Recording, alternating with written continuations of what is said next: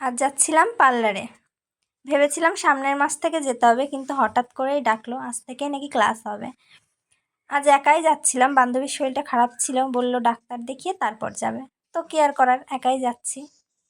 এই যে চলে এলাম, এই যে পার্লারে ঢুকে পড়েছি। এই যে সবাই এসছে,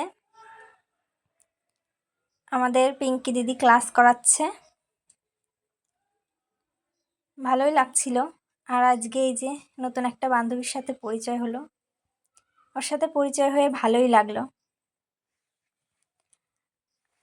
তারপর দুপুর টাইমে ক্লাস হওয়ার পর চা দিল, সবাই মিলে চা খাচ্ছি। দুপুর টাইমে যদিও বা গরমের মধ্যে ভালো লাগে না, তবুও খাচ্ছি। ক্লাস তো শেষ, এবার দু বান্ধবী মিলে বেরিয়ে পড়লাম। এবার ভাবছিলাম কিছু একটা খাওয়া যাক, বলছিলাম চল কিছু একটা খাই। তারপর এই যে চলে এসেছি রেস্টুরেন্টে, দিয়ে বললাম ওকে কি অর্ডার দিবি, যেটা অর্ডার দিবি সেটাই খাবো। তারপর ও 1 প্লেট চাউমিন অর্ডার দিল। আমরা খুব বেশি খাই তো, তাই ওই 1 প্লেটেই চলে যাবে। তোমাদের কেমন লাগে চাউমিন খেতে? আমার খুব একটা ভালো লাগে না, তবুও খেলাম।